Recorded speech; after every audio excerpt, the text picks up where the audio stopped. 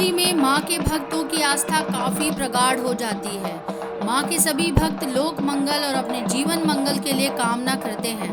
15 अक्टूबर से शुरू हुए शारदीय नवरात्रि का समापन आज 24 अक्टूबर को दशहरा के साथ संपन्न हुआ।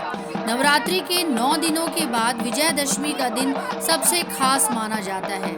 इसी दिन भगवान श्री राम ने रावण का वध किया था और इसी दिन लंका पर विजय प्राप्त की गई थी। इस दिन रावण दहन के साथ साथ पूरे देश में माता दुर्गा की प्रतिमा का विसर्जन भी किया जाता है और घरों में स्थापित कलश का भी विसर्जन किया जाता है।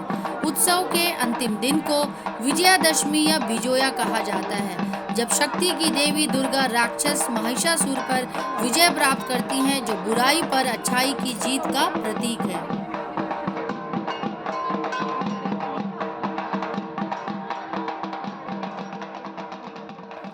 कभी कोलकाता से शुरू हुई थी धुनुची नृत्य की परंपरा, जो आज पूरे देश में निभाई जाती है।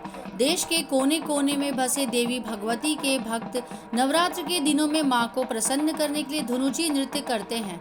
मान्यता है कि देवी मां इस नृत्य से अत्यंत प्रसन्न होती हैं और साधक की मनोवांछित कार्यों की सिद्धि होती है। धुनुची नृत्य असल में शक्ति नृत्य है। बंगाल ट्रेडिशन में यह नृत्य मां भवानी की शक्ति और ऊर्जा बढ़ाने के लिए किया जाता है।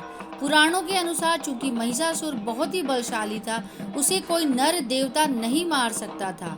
मां भवानी उसका वध करने जाती हैं, इसलिए मां के भक्त उनको शक्ति और ऊर्जा बढ़ाने के लिए यह धुनुची नृत्य करते हैं। धुनुची में कोकोनट कॉयर और हवन सामग्री यानी धुनु रखा जाता है। उसी से मां की आरती भी की जाती है।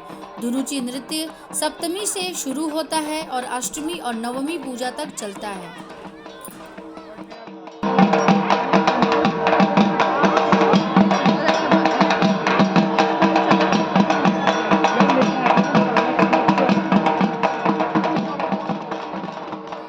बंगाल में यह बहुत पुरानी परंपरा है, जिसे धुनुची नाच कहा जाता है। यह नवरात्रों में दुर्गा पूजा के दौरान किया जाने वाला नृत्य है, जिसे महिला और पुरुष दोनों ही मिलकर करते हैं और गजब का बैलेंस होता है।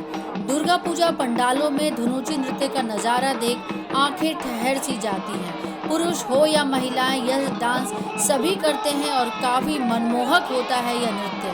श्रद्धालु कभी हाथों में लेकर, कभी दांतों में फंसाकर, तो कभी दोनों हाथों के बीच धुनुची की अटखेलियां दिखाते हैं। उस पर खास बात यह होता है कि गजब का बैलेंस होता है। लोगों की काफी भीड़ होती है इस मनमोहक दृश्य को देखने के लिए। धुनुची नृत्य में ना तो कोई ट्रेनिंग होती है, ना ही पहले से कोई प्रैक्टिस। बस ढाक का साथ और हाथों में जलती धुनुची दोनों को लेकर भक्तजन श्रद्धा पूर्वक माँ दुर्गा के पंडाल में नृत्य करते हैं। धुनुची दरअसल मिट्टी से बना हुआ होता है। इसके नीचे उसे पकड़ने के लिए भी जो मिट्टी की ही हैंडल होती है। इस धुनुची में सूखे नारियल की जाट, जलता कोयला, कपूर और सभी हवन सामग्रियों को रखकर इसे जलाया जाता है। पारंपरिक तौर पर यही धुनुची सबसे शुद्ध और सही मानी जाती है। इसे हाथ में लेकर तरह तरह से डांस करना एक अपने आप में अद्भुत दृश्य होता है। माँ दुर्गा को प्रसन्न करने का बंगाल में यह परंपरा काफ़ी सालों से चला आ रहा है और अब यह पूरे देश में मनाया जाता है। हर दुर्गा माँ की प्रतिमा के पंडाल में यह धुनुची नृत्य आपको देखने मिल जाएगा। इसे लेकर भक्त बंगाली धुनों पर स्थानीय ढोल नगाड़ों, जिसे ढाक कहते हैं, की थाप पर नृत्य से देवी माँ की उपासना करते हैं। मान्यता है कि इससे माँ भगवती जल्द ही प्रसन्न हो जाती है।